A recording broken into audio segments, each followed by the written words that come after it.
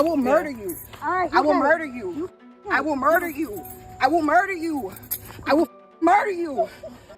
Teenage murder is rare, but its impact is immense. This video uncovers how teen killers react to life sentences, revealing their thoughts and emotions as they confront their new reality.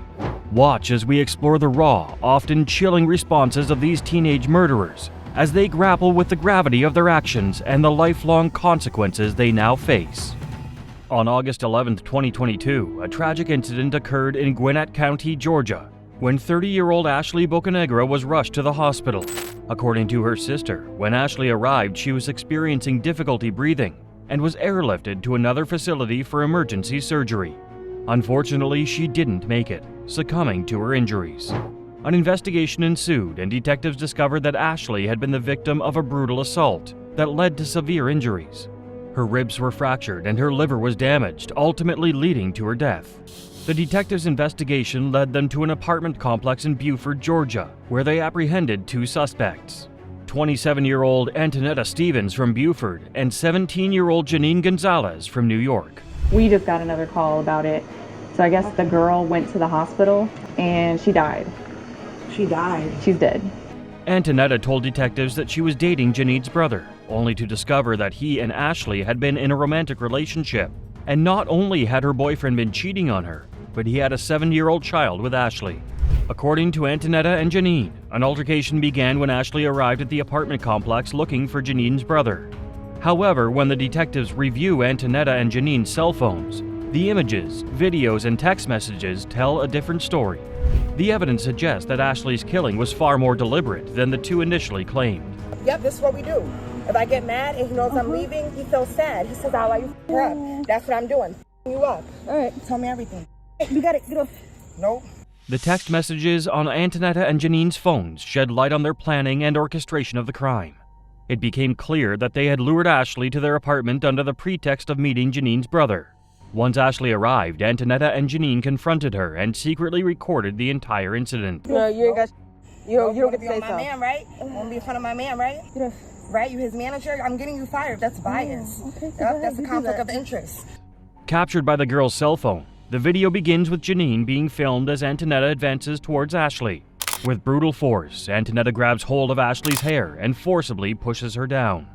As Ashley struggles to regain her bearings, Antonetta repeatedly punches her in the face, causing her to cry out in pain. You're my while he's on the clock. My going there trying to ruin his family. He has a whole son. You're mad for him? Okay. Janine is then seen joining in on the violence, delivering a series of kicks to Ashley's side. Throughout the ordeal, Janine can be heard taunting Ashley, threatening to kill her no fewer than 5 times. Are you sure? You know? Yeah. So Antoinette just sent the message I'm first? positive myself. I'm positive. But yeah, I don't know if there's any messages sent to that lady. Janine Gonzalez and Antonetta Stevens were charged with robbery, battery, and felony murder. When the detectives confronted Janine, despite her being only 17 years old, she displayed a cold and callous demeanor. She laughed even though an innocent woman was dead and her nephew, only 7 years old, was left without a mother. Janine Gonzalez started her court appearance in tears before a Gwinnett County police officer laid out the murder charge against her. During one of Janine's pretrial hearings, she was visibly distressed as the judge laid the case against her.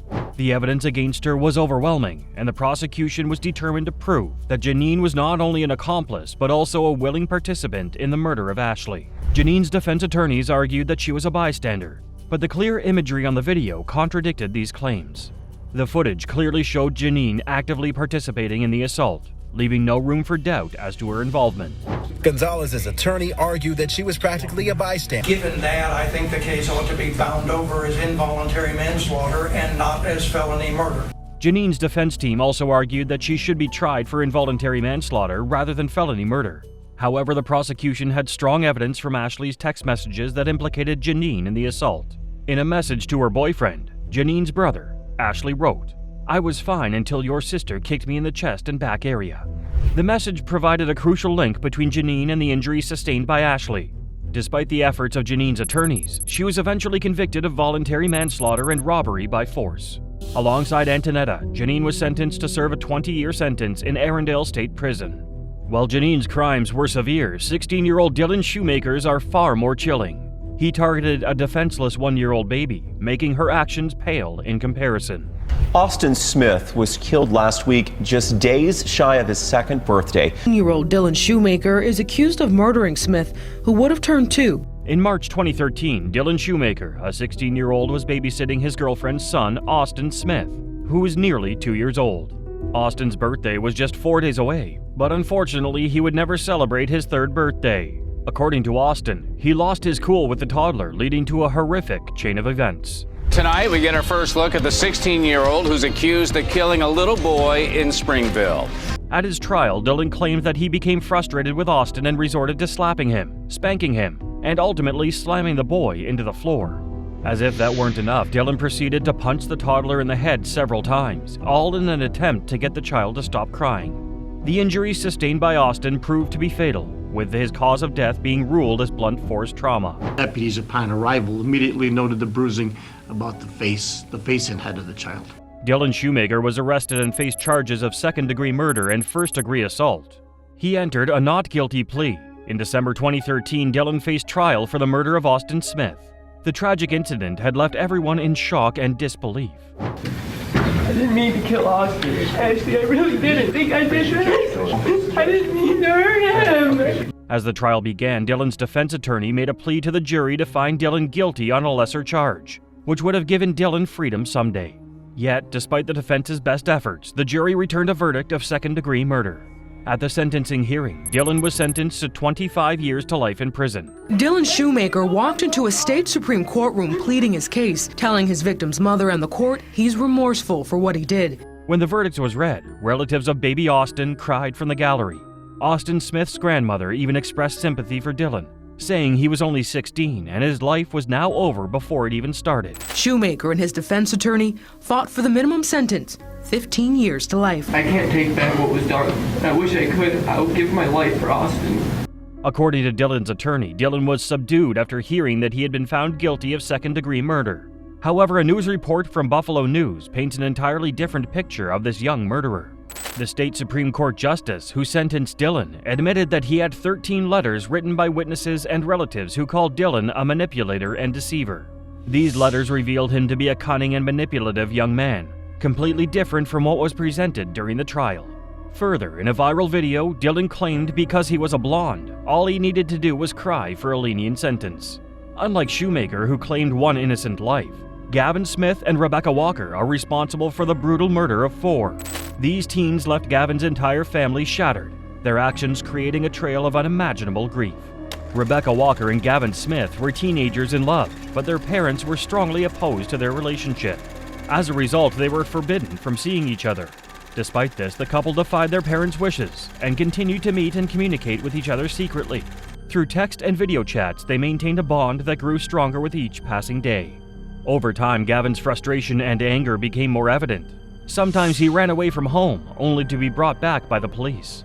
This constant cycle of running away and being caught only served to fuel his rage. According to Rebecca, Gavin's anger would escalate and he would express thoughts of wanting to kill his family. Rebecca, blinded by her own desire for love, agreed with Gavin's idea that they could be together by eliminating his family. They believed that by removing this obstacle, they could finally be free to pursue their love without interference. On December 13, 2020, Rebecca and Gavin had been on a video call, during which Gavin revealed to Rebecca that he had a gun and a knife in his possession. Alarmingly, Rebecca testified that she knew Gavin was planning to kill both his mom and stepdad. To read the letter she wrote, admitting her role and remorse for the murders of her 16-year-old boyfriend's family. During the call, Rebecca actively supported and encouraged Gavin to commit the murders. In a shocking turn of events, Rebecca admitted to sending text messages to Gavin while he was on the video chat with her, telling him to hurry up and do it. Eventually, both Gavin Smith and Rebecca Walker were arrested in relation to the death of Gavin's stepfather, Dale Long, 37 years old, his mother, Risa Saunders, 39 years old, and his younger half-brothers, Gage Rippler, 12 years old, and Jameson Long, 3 years old. Her attorney trying to explain how the 17-year-old who had recently lost her mother was manipulated by the boy, whose first-degree murder case is still in juvenile court. Rebecca Walker pled guilty to 4 counts of accessory after the fact of first-degree murder as part of a plea agreement. In exchange, she received a 10-year sentence. To secure her testimony against Gavin, The prosecution dropped the murder charges against her.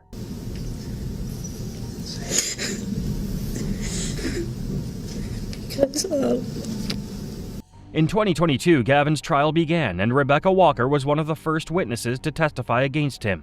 As she took the stand, it was evident that she was nervous and hesitant to answer questions posed by the prosecution. Gavin's defense questioned Rebecca about her previous statements, in which she encouraged Gavin to hurry up and do it, in reference to killing his family. However, Rebecca was quick to clarify that she was not physically present when the crime was committed. Instead, she claimed to have been on video chat at the time of the murder. In January 2023, Gavin was sentenced to 3 life sentences with mercy for the first-degree murder, 40 years for the second-degree murder, and 10 years for the firearm charge. Rebecca Walker may have killed Gavin's family, but our next case involves high school sweethearts where one turned into a killer.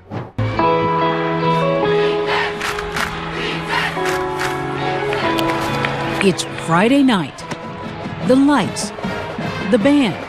Emma Walker was a Central High School teenager known for her compassionate nature and kind heart. She aspired to become a neonatal nurse and dedicated her life to helping others. Her life took a turn when she started dating Riley Gall, a charismatic and popular young man. And in the fall of 2014, there was a new girl whose spirit was sparkling, 14-year-old freshman Emma Walker. Initially, Emma and Riley's relationship seemed to be filled with promise and joy. Riley doted on Emma, showering her with attention and affection. Emma, in turn, seemed to be deeply in love. However, beneath the surface, there were signs that something was amiss. On the outside looking in, you just think he's just a normal guy. Friends describe him as a jokester. Emma and Riley encountered challenges early in their relationship despite their apparent connection. Riley was already in a relationship with someone else when they started dating. However, he promised Emma he would end things with his girlfriend and be with her exclusively. However, he never followed this promise, even attending the prom with his girlfriend. We were happy for her that she found someone that she really liked. Her social media splashed with pictures of the perfect pair. As time went on, a controlling side to Riley began to surface. He grew intolerant of Emma spending time with boys who were not him, and imposed strict rules on what she was allowed to do. Despite their efforts to make it work, their relationship was plagued by constant fights and disagreements. In November 2017, Emma decided it was time to end the toxic relationship for good. However, Riley refused to listen, resorting to threats and self-harm in order to get Emma back. When Emma finally mustered the courage to end things for good, Riley resorted to drastic measures. Since 16-year-old Emma Walker was killed inside her Knoxville home by her ex-boyfriend. On November 18, 2016, Riley, consumed by jealousy and desperation, faked his own kidnapping. He concocted an elaborate plan to trick Emma into feeling sorry for him and ultimately returning to his side. However, Emma was unconvinced and refused to let him manipulate her emotions. Frustrated and desperate, Riley made a tragic decision. Several nights later, on November 21st, after midnight, Riley headed straight to Emma's house. Armed with his grandfather's gun, he aimed and fired 2 shots into the corner of the home. One of the gunshots struck Emma in the back of the head, killing her instantly. And I think him being older, she looked up to him and listened to him. Things started normal for the teenage couple. Seemed very healthy in the beginning. When Emma's mother left for work the next morning, she found her daughter lying lifeless in her bed. Horrified and devastated, she immediately called 911 to report the tragic incident. Law enforcement arrived on the scene and launched an investigation. Detectives had initially believed Emma took her life. But when a second bullet hole was discovered in the wall and 2 shell casings were found outside the house, the case took a twist. The authorities then classified her death as a homicide. Gall killed her by shooting through the walls of her home as she slept in her bed. I had called 911. Then later on, we didn't know at the moment, but later on we did find out it was a shooting. Riley Gall emerged as a prime suspect in Emma's murder, and the evidence gathered pointed strongly towards him. 2 close friends of Riley's, recognizing the severity of this situation, decided to collaborate with the detectives to bring justice to Emma and her family. Under the guise of playing a harmless video game, these 2 teenagers secretly wore a recording device to gather evidence against Riley. They intended to uncover Riley's involvement in Emma's murder and expose the truth. I told them all the truth, like where I was, like Friday, Saturday, Sunday. Played during his trial a secret video of Riley Gall taken by his friends. During the meeting, Riley denied killing Emma, but did show them the gun. On April 30th, 2018, Riley stood trial for Emma's murder. The defense argued that Riley did indeed shoot Emma, but that it was not a premeditated murder. Their defense was that Riley's actions were driven by a desire to win Emma back and orchestrate an elaborate ploy to win her affection.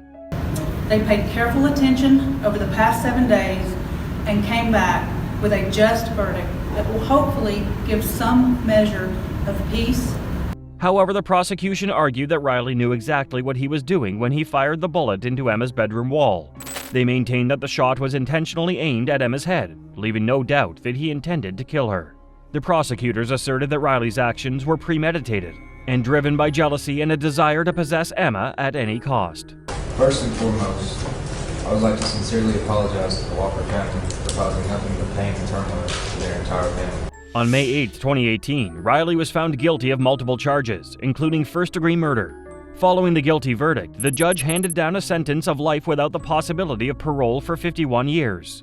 This sentence was met with mixed reactions from Riley and his legal team. Riley apologized to Emma's loved ones. 3 years after his conviction, Riley filed a petition for a new trial, citing insufficient evidence to support his conviction. However, his motion was denied by the court, leaving him imprisoned for life. Riley turned his attention to the Tennessee Court of Criminal Appeals, hoping that his case would be reviewed and his sentence reduced. In February of 2023, the appellate judge upheld Riley's murder conviction, denying his appeal.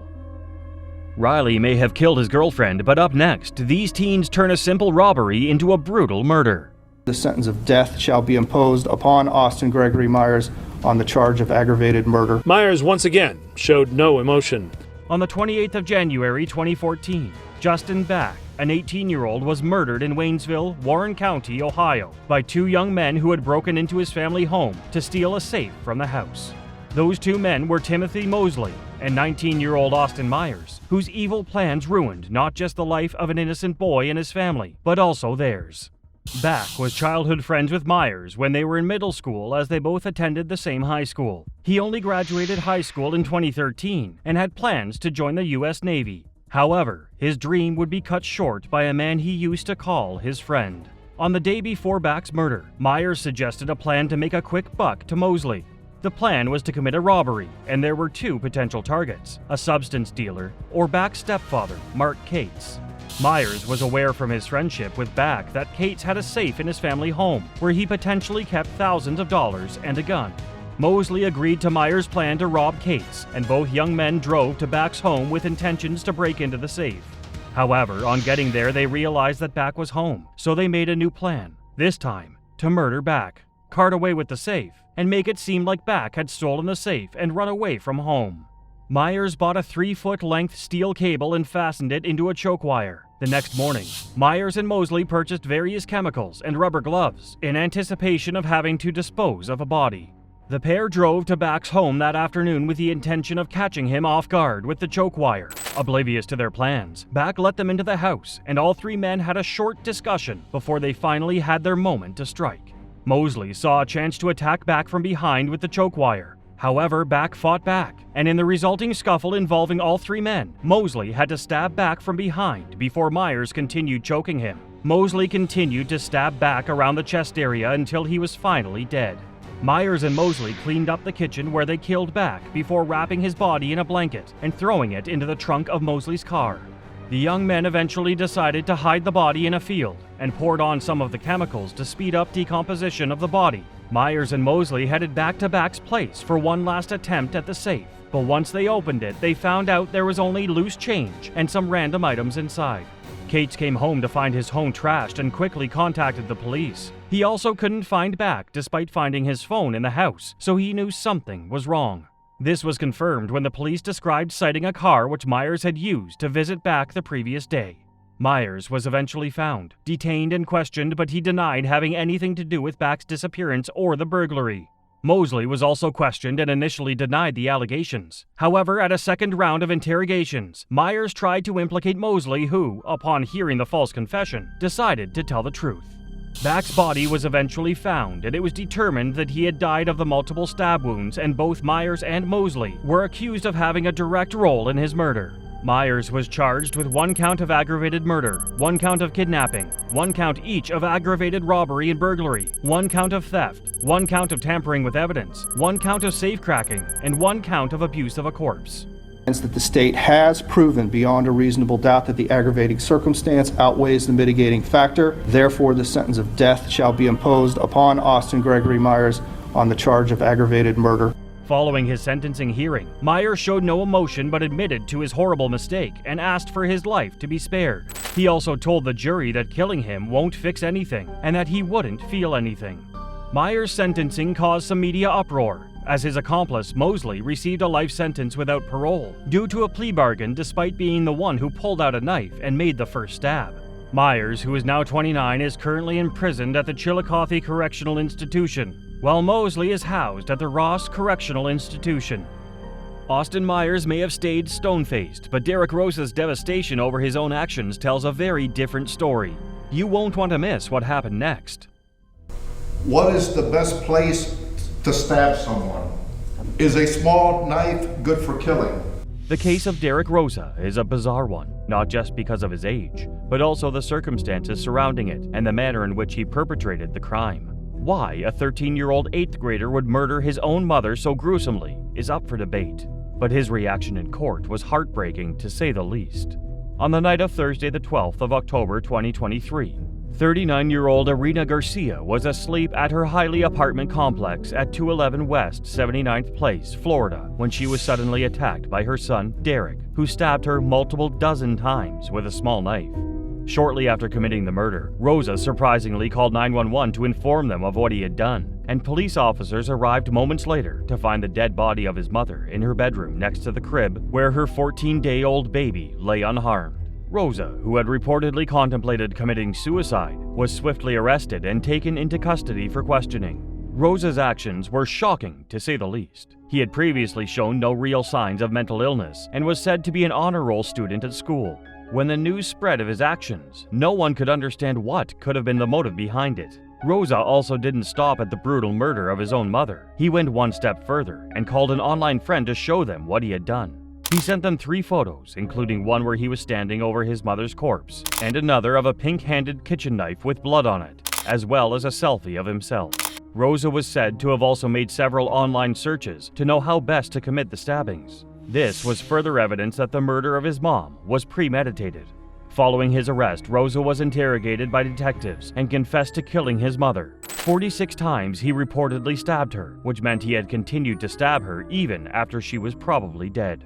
Video footage from the doorbell camera of the apartment also surfaced and showed events from a few hours before the murder was committed. That moment right before and after he is accused of stabbing his mother to death. At a pre-trial hearing in December 2023, Rosa, who had dozens of supporters in court, including his maternal grandmother and his father, was questioned over his actions following his confession. Rosa was absent at his next court hearing on April 3rd, 2024, but he was represented by his family and tens of supporters who crowded the entrance to the court. Another hearing was set for May 2024. During his December 2023 court interrogation, Rosa became emotional as his confession to the investigators was being played in court. The chilling interrogation video played in court. 13-year-old Derek Rosa allegedly confessing to brutally stabbing his mother, Irina Garcia, to death. He put his head down as he appeared to begin crying, feeling devastated as the true extent of his actions dawned upon him. In reaction to the horrific confession, the judge ordered that he be held at an adult jail.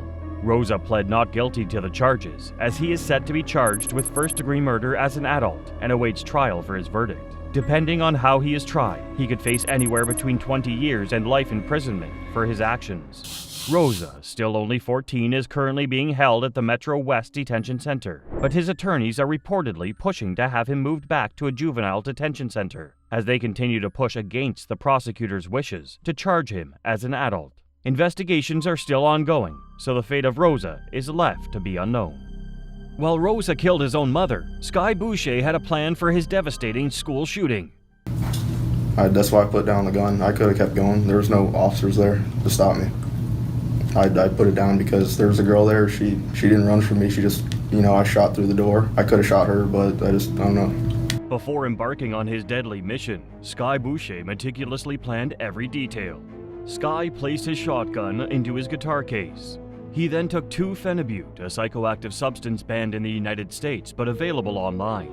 Additionally, Sky placed a tactical vest in his backpack and approached Forest High School. When Sky arrived at Forest High School, he saw a teenage girl walking by. However, instead of pulling the trigger, he hesitated. This unexpected moment of clarity may have prevented a more devastating outcome. Instead of targeting innocent lives, Sky fired his weapon through a classroom door, striking a student in the ankle. Minutes after firing the shotgun, Sky was arrested by a school resource officer. As the police approached, Sky had his hands up and surrendered, claiming he had a mental illness. Sky's motive behind the chilling act was to inflict fear in students, according to his statements. He claimed that he never intended to kill anyone, but rather wanted to terrorize the school population. Watch your back. Did you intend on shooting anybody else? Why today? According to Sky, he had nightmares that prompted him to plan and perform the shooting. These disturbing dreams fueled his desire to take action and carry out a violent act. Sky admitted that he wanted to go to jail. He believed that being incarcerated would prevent him from committing another shooting in the future, fearing that he could be a danger to himself or others. I put it in a guitar case, and I also had a tactical vest filled with shotgun slug rounds. Sky admitted that he purchased the gun 1 week after the Marjorie Stoneman High School shooting in Parkland. This private cash sale did not require a background check. He was charged with terrorism, aggravated assault with a firearm, carrying a concealed weapon, and armed trespass on school property. What do you have to say to people who are out there who are scared because of what you did today? I don't know if it's going to make it any better. I could say sorry all I want, but it doesn't matter now. Faced with the possibility of a lengthy prison sentence, Sky decided to plead no contest, resulting in a 30-year sentence with an additional 30 years of probation. During the sentencing hearing, Sky's grandmother, Linda Costello, was allowed to make a statement on his behalf. Speaking via Zoom, she described her grandson as a nice person and expressed her remorse for his actions. According to Linda, Sky had expressed a desire to make a positive impact in the community by sharing his story and urging other teenagers to stay away from illegal substances purchased over the internet. It's a probable cause to hold you on the charges that have been made. I'm here to see about getting you some representation by an attorney. Sky may have spared lives in his school shooting, but Gregory Ramos showed no mercy. He killed his own mother. Around midnight, he allegedly sneaked into his mom's room and strangled her. Then he went to get a wheelbarrow to bring the body out of the house. Gail Clevenger, a deeply religious woman, was known for her sweet, kind nature and ability to get along well with everyone. In 2018, Gail's son Gregory reached 15 and began attending University High School. Gail would drive Gregory to school each day, but behind the facade of a seemingly innocent teenager, there was a diabolical plot brewing. In November of 2018, everything took a tragic turn. Gregory returned home to find his mother, Gail, waiting for him. An argument soon began, with Gail expressing her disappointment over a D grade he had received in class. Like any teenager, Gregory ran to his room and slammed the door. However, Gregory was plotting something sinister behind that closed door. At midnight, he emerged from his room and walked towards his mother, who was sound asleep. Gregory placed his hands around Gail's neck and strangled her. Gregory believed that he had successfully killed his mother when he left her bedroom and headed to the backyard. He got a wheelbarrow, thinking it would be the perfect tool to transport the body. As Gregory returned to his mother's bedroom, he found that she was still breathing, leaving him with no choice but to continue his deadly assault. Finally, Gregory felt his mother's last breath. Relief washed over him. He cautiously approached the body, confirming for himself that she was no longer alive. Gregory then placed her body in the wheelbarrow and loaded it into the family car. Gregory left DeBerry and headed towards Daytona Beach. However, he quickly realized he had forgotten a shovel and turned around midway through the ride to retrieve it. As he returned home, Gregory called two of his friends. Together, they planned to hide electronic and valuable items from Gregory's house to make the scene look like a burglary. After hiding the items, he transported his mother's body to River City Church. There, he buried his mother's body beneath a fire pit. Following these heinous crimes, Gregory calmly went to a Circle K store, where he purchased soda as if nothing had happened. The following morning, Gregory went to school. However, when he returned home, he called 911, reporting a robbery. When the police arrived, Gregory explained that his mother was missing, but her car was still in the driveway. Checked the entire house because I was looking for her, but she's not here. I just got home, and my house is completely trashed. Initially, the police believed Gregory's story that he was worried for his mother's safety. However, as the investigation unfolded, the case details raised suspicions and led to the discovery of the tragic truth. As detectives dug deeper, they noticed inconsistencies in Gregory's story.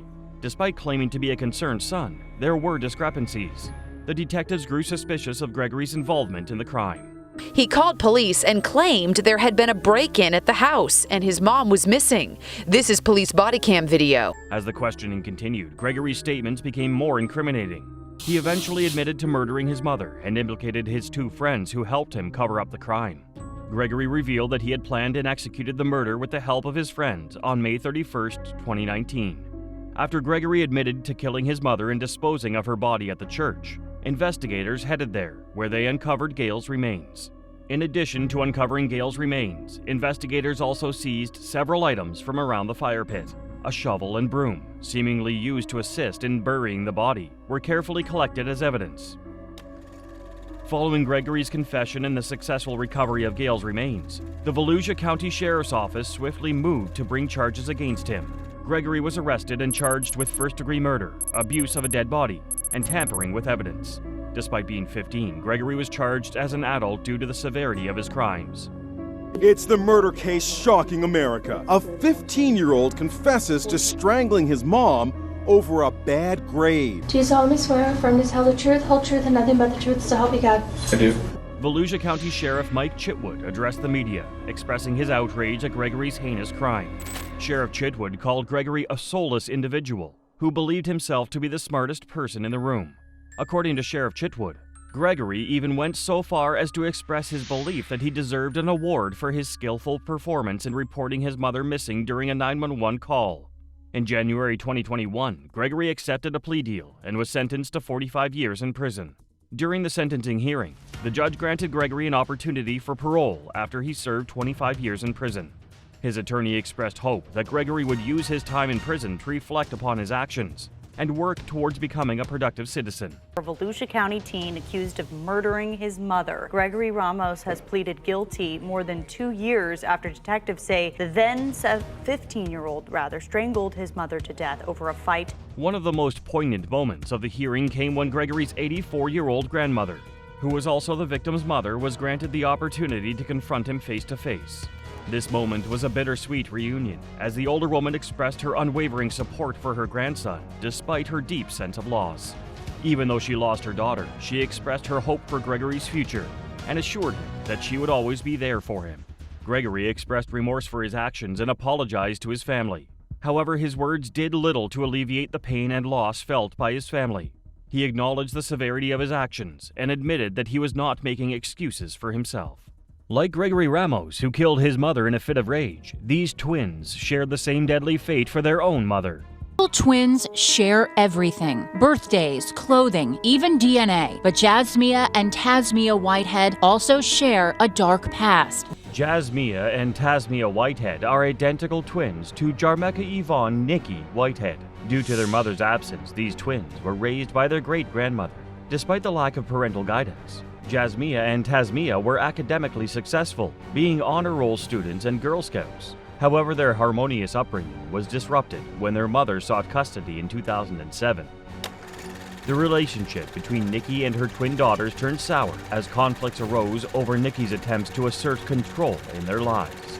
The twins, feeling resentment towards their mother, expressed their dissatisfaction through physical confrontations. As a result, they found themselves seeking counseling together as a family.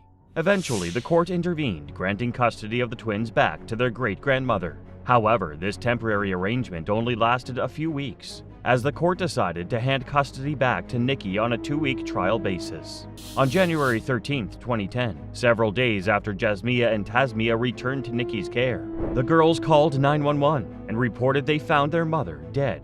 Nikki had been beaten with a vase and stabbed several times. Initially, the police treated Jasmia and Tasmia as victims. The medical examiner called Nikki's murder a crime of passion due to how brutal it was and felt whoever killed her was not a stranger. After Nikki's murder, the detectives investigated her boyfriend as a suspect. However, he was ultimately cleared through DNA testing. It wasn't long into the investigation of Nikki's murder that Jasmia and Tasmia's lie unraveled. Bite marks and other injuries on the girls' bodies implicated them in their mother's murder. The twins began to tell the truth and said their mother, Nikki, threatened them with a pot on the stove, and a fight ensued. Jasmia admitted to breaking a vase over her mother's head, while Tasmia said she used the pot to attack her mother. They explained that their mother, who had a knife, started to stab them. As the assault on Nikki continued, her twin daughters overpowered her and dragged her to the bathtub, where she ultimately died. On May 21st, 2010, Jasmia and Tasmia were charged with murder. Everyone was shocked that such innocent-looking twin teenage girls could commit a crime as horrific as what happened, especially to their mother. The type of murder that the twins committed is called matricide. Matricide refers to the act of murdering one's mother. It is a particularly heinous crime. In 2014, Tasmia pleaded guilty to voluntary manslaughter, making false statements and possession of a knife during a crime. The judge sentenced Tasmia to 30 years in prison and is currently serving her sentence in Arundel State Prison. 1 month later, Jasmia pleaded guilty to the same charges as her twin sister, and she is also serving her 30-year sentence in Pulaski State Prison. Jasmia and Tasmia sealed their mother's fate, while Dexter Johnson and his friends turned a simple robbery into a deadly murder. Dexter Darnell Johnson, the jury has found you guilty of capital murder. In accordance with the laws of the state of Texas, this court hereby assesses your punishment of death. Ladies and gentlemen of the jury, this is going to complete your jury service. I'm going to meet you in the jury room.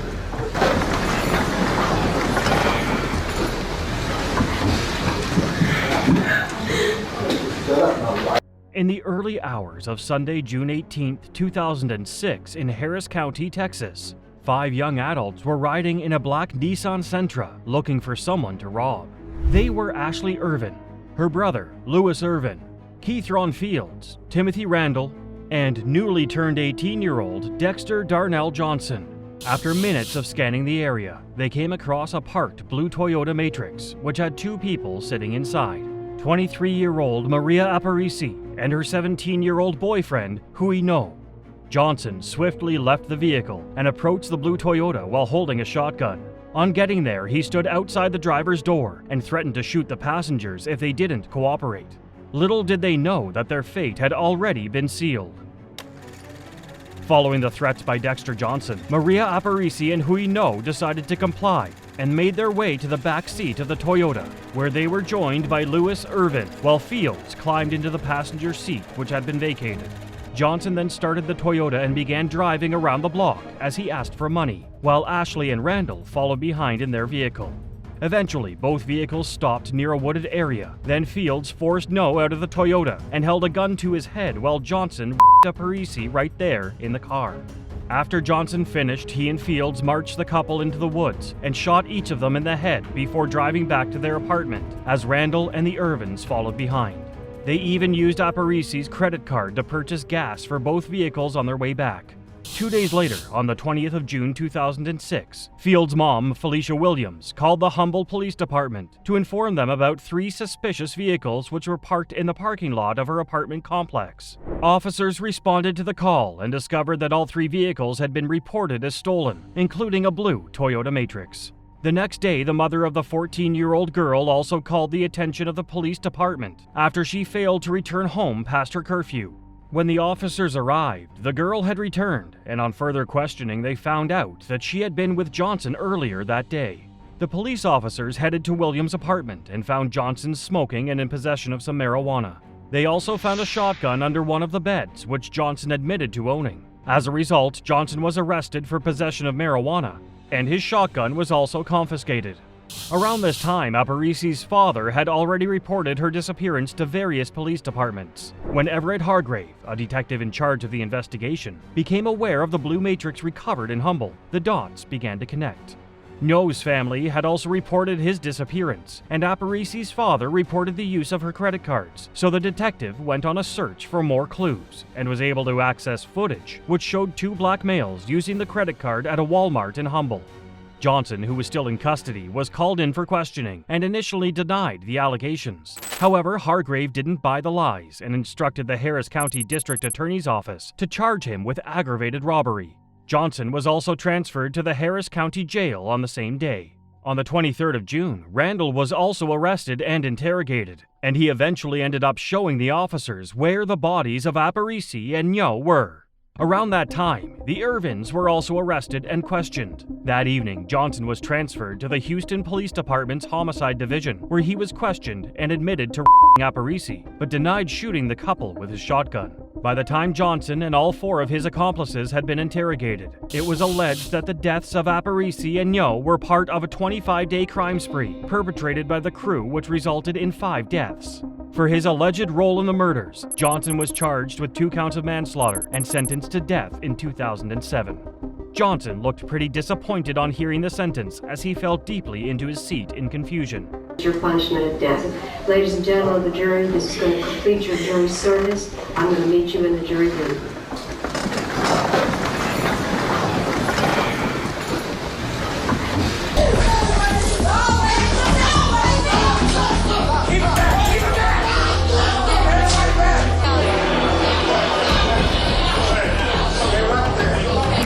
Following over a decade on death row, his execution was initially set for the 2nd of May 2019, but it was postponed 90 days to the 15th of August due to issues with his lawyers. However, a day before the new execution date, the Court of Appeal decided to stay the execution with a ruling that permitted Johnson to litigate his claim that he was ineligible for the death penalty due to an intellectual disability, as he had been diagnosed with schizophrenia. Today, Johnson, who is now 36, remains in custody and awaits a final verdict on his case. Our next case takes a dark turn, where Michael Bargo's jealousy escalated into cold-blooded murder. Shane Bargo Jr. should be sentenced to death, yes. Michael Bargo holds his head after hearing he is sentenced to death for the 2nd time on Tuesday. On the night of April 17, 2011, 18-year-old Michael Shane Bargo and 4 of his friends, Amber Wright, Kyle Hooper, Charlie Ellie, and Justin Soto, schemed in the gruesome murder of 15-year-old Seth Jackson. The motive? A toxic mix of youthful recklessness, jealousy, and spite. Seth Jackson had dated Amber Wright for just over 3 months before the couple had a bitter breakup in March 2011. After the breakup, Wright became romantically involved with Michael Bargo, but continued to send text messages to Jackson. This obviously made Bargo jealous when he found out. For weeks leading up to his murder, Jackson was repeatedly threatened by Bargo, including cases at Wright's home and one at his own home, with his mother reportedly once hearing Bargo tell her son that he had a bullet with his name on it. During that same period, Ellie, who lived in a 2-bedroom home in Summerfield, Florida, had allowed some of her friends, including Bargo and Hooper, to move in with her. On the day of the murder, Bargo assembled his roommates, first informing Hooper, who had apparently lost a love interest to Jackson, that he wanted to make a plan to murder Jackson. Later that afternoon, Bargo got Wright to use text messages to lure Jackson over to Ellie's home, with the plan being to ambush him once he got into the apartment. Jackson was initially skeptical about Wright's texts, but decided to go visit anyway, despite the warnings of his close friend, William Samalot. After arriving at Ellie's home, Jackson sat down waiting to speak with Wright before Hooper, who was in one of the rooms, grabbed a wooden object, then ran into the living room, where he delivered a blow to the blindsided Jackson. Bargo, who followed closely behind, then shot at Jackson, who managed to survive the initial rain of bullets, and ran out the door. However, Jackson didn't make it very far before he was tackled by Soto and shot at by Bargo once again. The 2 boys then beat him up further before his almost lifeless body was carried back into the apartment and put in a bathtub. Bargo's plan was to make sure that the last face Jackson would ever see before his death would be his, and he made sure of this by delivering the final shot to Jackson's face. Bargo and Soto disposed of Jackson's lifeless body, putting it into a sleeping bag and burning it in Ellie's fire pit. The following morning, Wright's stepdad, James Havens, arrived at Ellie's home to help dispose of Jackson's remains, which he dumped at a remote water-filled rock quarry. The following day, police arrived in the neighborhood to investigate the reported disappearance of Jackson. Bargo had to stay away, and Havens tried to help by sending him to stay with the family of his girlfriend, Kristen Williams. However, despite not knowing the Williams, Bargo told basically everyone that cared to listen what he had done, with subtle twists to the story. On the 19th of April 2011, law enforcement finally arrived at the Williams home and took Bargo into custody. Even after his arrest, Bargo continued to tell on himself, informing a fellow inmate of what he had done. After the police obtained multiple search warrants, his revolver was also found in Ellie's home, with the box found in his grandmother's home. The fire pit in Ellie's home was also discovered to contain possible human remains. Jackson's remains were eventually found underwater beneath the Ocala quarry, and his DNA was strongly matched to that of the missing person they were looking for. Despite all of his prior comments linking himself to the murder, Bargo initially denied his involvement when interrogated in court, claiming that he had only participated in disposing of Jackson's body and suggesting that Hooper may have done the deed and implicating the rest of his friend group. Despite his attempts to retell the story during his trial, Bargo was eventually charged with first-degree murder with a firearm and was found guilty in August 2013 by a jury, who overwhelmingly recommended that he be sentenced to death, despite family and friends testifying in his favor. The defendant is guilty of murder of the first degree with a firearm, as charged in the indictment. So say we all, dated this 20th day of August 2015. Bargo's attorneys appealed the verdict, claiming that there was insufficient evidence and that Bargo had been deprived of a fair trial amongst other arguments in his case. The Florida Supreme Court eventually ordered a new sentencing hearing because the jury recommendation wasn't unanimous, being a 10-2 verdict. However, it eventually became unanimous in the resentencing on September 12, 2019, and Bargo was set to face the death penalty. Should be sentenced to death, yes. Michael Bargo holds his head after hearing he is sentenced to death for the second time on Tuesday. Now 31, Bargo is currently spending his last days at the Union Correctional Institution. The devastation caused by these teenage murderers is undeniable, but their reactions are just the beginning. Stay tuned for more shocking stories and unforgettable courtroom moments in the next video.